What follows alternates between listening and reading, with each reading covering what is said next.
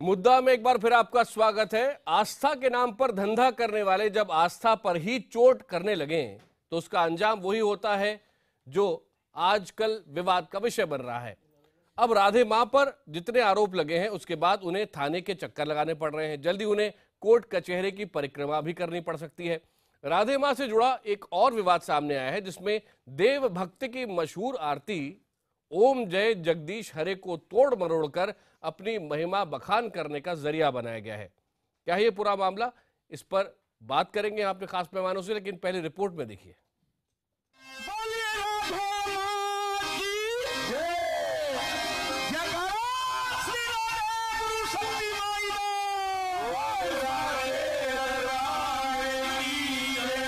ये जयकारा खुद को दुर्गा का अवतार बताने वाली राधे मां के लिए है।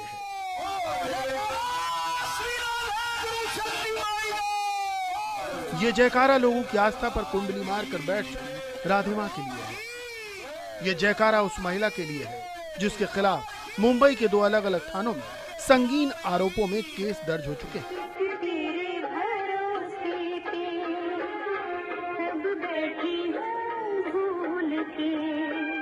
जो राधे मां बॉलीवुड के गानों पर नाचा करती है, जो राधे मां बॉलीवुड की ग्लैमर गर्ल्स जैसी पोशाकें पहना करती है, वो राधे मां एक बार फिर विवादों में है।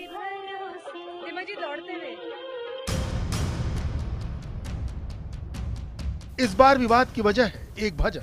क्योंकि ये करोड़ों लोगों की आस्था का सवाल है, इसलिए हम राधे मां की शान में लिखी और गाई जा रही वो आरती आपको नहीं सुना सकते, लेकिन इतना जरूर बता सकते हैं कि इस आरती के खिलाफ हिंदू संगठनों ने मोर्चा खोल दिया है। इन संगठनों का आरोप है कि बरसों से उनकी आस्था की प्रतीक रही आरती ओम जय जगदीश हरे को तोड़ मरोड़ कर राधे मां की आरती बना दिया गया है, जिससे उनकी आस्था को चोट पहुंची। इन संगठनों ने इसे हिंदू धर्म के खिलाफ बताया और राधे मां के खिलाफ कानूनी कार्रवाई की मांग की है।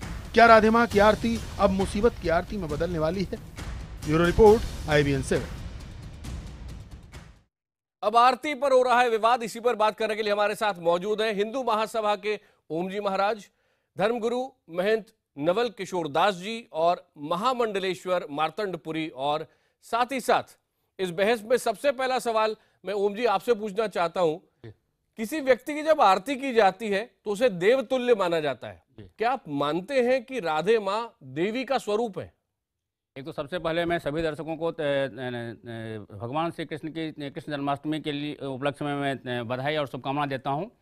उसके साथ साथ हमारे यहाँ शास्त्र में लिखा है कि गुरुर् ब्रह्मा गुरुर् विष्णु गुरुर्देवो महेश्वरः गुरुः साक्षात परब्रह्म तस्मै श्री गुरुवे नमः।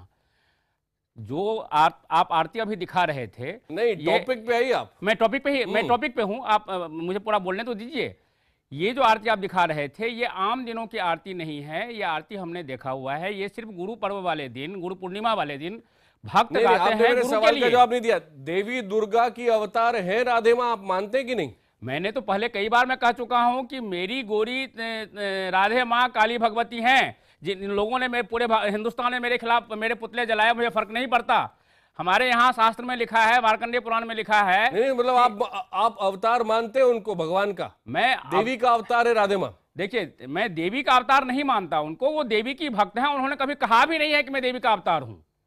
तो फिर उनकी आरती क्यों करवाती है? जब कोई आरती करता है तो उसको रोकती क्यों? आप उनकी ये बताएं, आपके साथ 2 मेहमान और बैठे। आरती वो नहीं करवाती है। मुझे तो हैरानी इस बात का है कि चांद मियां के लिए जब यही आरती गाई जाती है तो किसी की हिम्मत नहीं पड़ती कि उनके खिलाफ बोल सकें, क्योंकि वो मुसलमान है। उसको हिंदू मुसलमान में मत जाइए, हिंदू मुसलमान में मत जाइए। नहीं, एक मिनट, महामंडलेश्वर मार्तंडपुरी जी एक बात बताइए। राधे मां हिंदू है, इसीलिए उनके खिलाफ तो सारे जो देवी के बराबर मानता है उसको फिर चरण वंदना करनी चाहिए।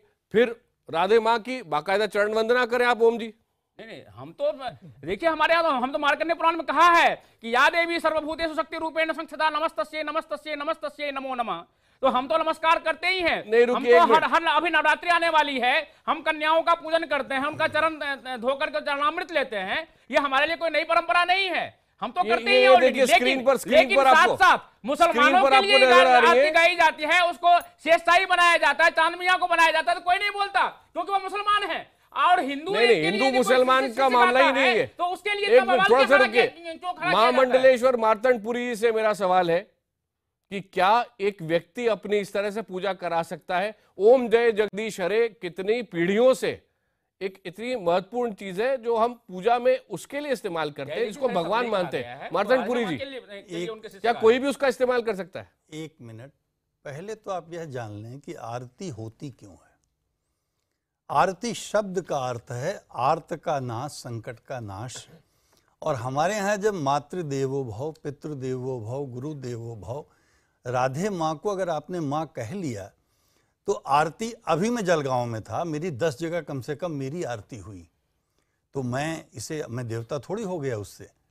ये वहाँ की परंपरा है, आरती की परंपरा है। अब जो आपका सवाल है ओम जय जगदीश हरे जी, बहुत कम लोगों को पता होगा कि स्वामी शिवानंद जी ने इसे लिखा।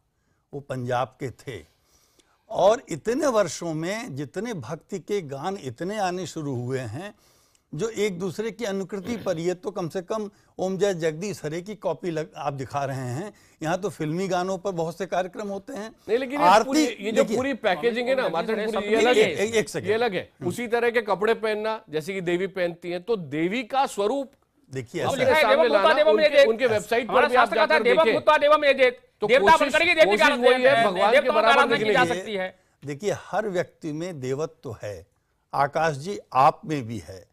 कब वह प्रकट होगा, कब कौन इसे देखेगा, इसका कोई निर्णायक आधार ना आपके पास है ना मेरे पास है। बिल्कुल जो व्यक्ति आस्था के साथ वहां देख रहा है वह पत्थर में भी दर्शन करता है, प्रभु के व्यक्ति में भी करता है और अपने भीतर भी करता है। इसलिए बहुत इस विभेद में, अनावश्यक विवाद में नहीं पड़ना चाहिए।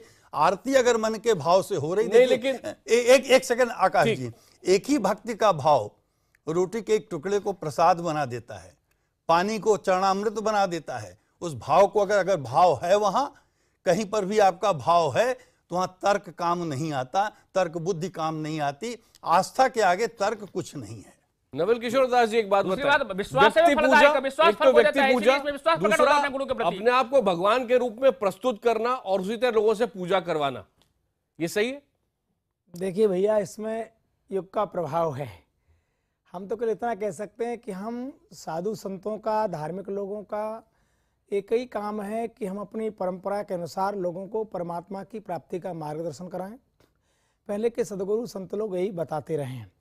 कोई भी धार्मिक जगत का व्यक्ति है, उसका यही पहला कर्तव्य है कि आम जनता को परमात्मा की प्राप्ति कैसे हो, जीवन में सुख शांति कैसे, उसका मार्ग बताएं।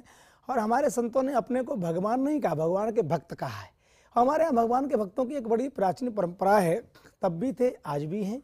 कोई महापुरुष ने कभी ये नहीं कहा मैं भगवान हूँ, और वही परंपरा चलना चाहिए। राधे माँ ने भी खुद को भगवान नहीं कहा। नहीं, मैं तो कुछ बोल नहीं भैया, आप बोलते तो मैं नहीं बोलता हूँ। दादा कृपा करो ना, आप बहुत अच्छा बोलते हैं, परंतु बीच में नहीं बोलना चाहिए। मेरा तो केवल इतना ही निवेदन है कि कोई भी धार्मिक जगत का व्यक्ति, हमारे कारण धार्मिक आस्था को ठेस नहीं पहुंचना चाहिए। हम भगवान की उपासना करें और भगवान की उपासना का ही प्रेरणा दें, यही हमारी। लेकिन ये तो बताएं, जब भक्त अपने आप को भगवान के रूप में प्रस्तुत करने लगे तो फिर क्या होगा? ये कलकाल का प्रभाव हो सकता है। जो लोग ऐसा करते होंगे तो नहीं करना चाहिए। भगवान की उपासना करने की प्रेरणा हमको देना चाहिए। परमात्मा ही सर्वशक्तिमान है, हम परमात्मा नहीं हो सकते। हाँ, परमात्मा के अच्छे भक्त हो सकते हैं, परमात्मा की प्राप्ति का मार्ग हम बता सकते हैं, पर हम भगवान नहीं हैं। मैं आपसे ये प्रार्थना करना चाहता हूँ कि देखिए, बाल्यावस्था में मेरे नाम के साथ में स्वामी साईं बाबा ओम जी जोड़ा गया। वहाँ के लोगों ने मुझे साईं बाबा का अवतार माना, मैंने हमेशा विरोध किया। लेकिन देखिए, विरोध करना हमारा कर्तव्य है। किसी की भावनाओं को तो हम रोक नहीं सकते हैं।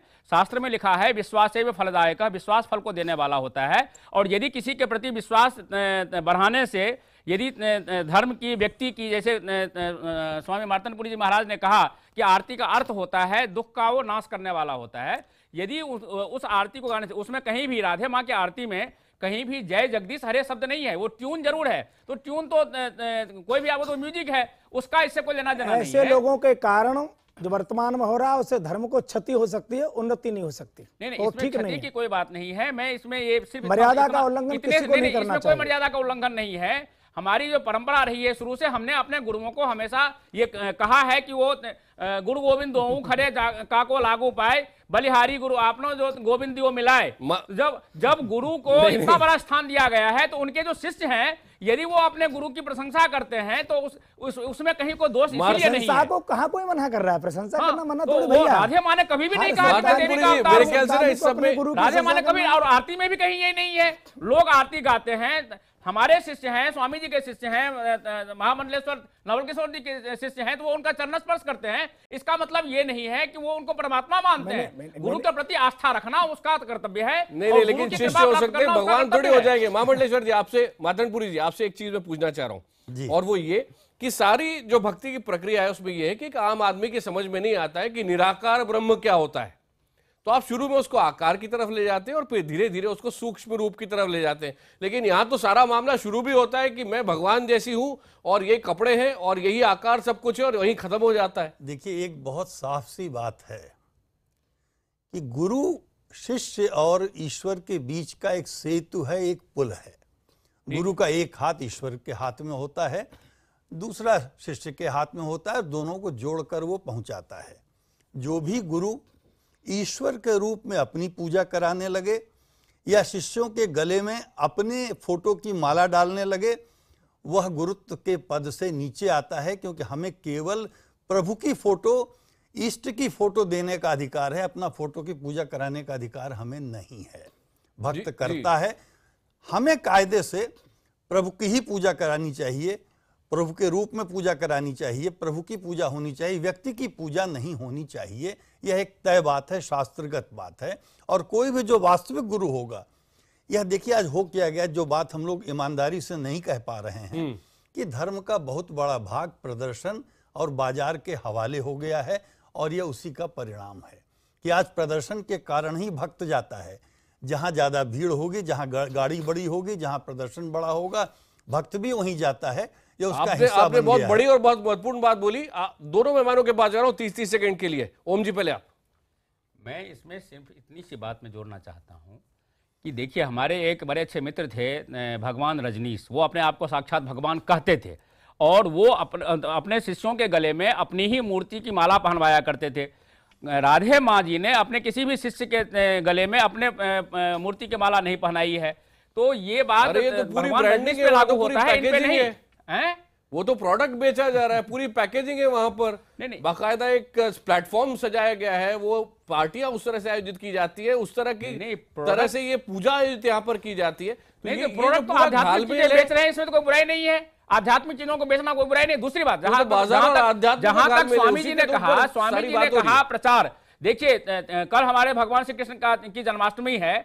आज यदि भागवत पुराण नहीं होता तो लोग भगवान श्री कृष्ण जैसे 10 अवतारों को भूल चुके होते। आज यदि रामायण नहीं होता तो भगवान श्री राम और माँ जगत जननी सीता माँ को भूल चुके होते। प्रचार तो बहुत जरूरी है, और खास तौर पे धर्म और संस्कृति का प्रचार प्रसार बहुत आवश्यक है। दूसरे धर्मावलंबी तो जोर शोर से प्रचार प्रसार कर रहे हैं, कैसे हमारा किया जा रहा है? प्रचार प्रसार हो रहा है। ठीक है, आखिरी 30 सेकंड नवल किशोर जी, आपके शायद कलयुग में आध्यात्म को ग्रहण करने की जाए बेचने की जरूरत महसूस ज्यादा की जा रही है। निसंदेह कुछ लोगों के कारण धार्मिक क्षति हो रही है और श्रद्धा का दोहन हो रहा है।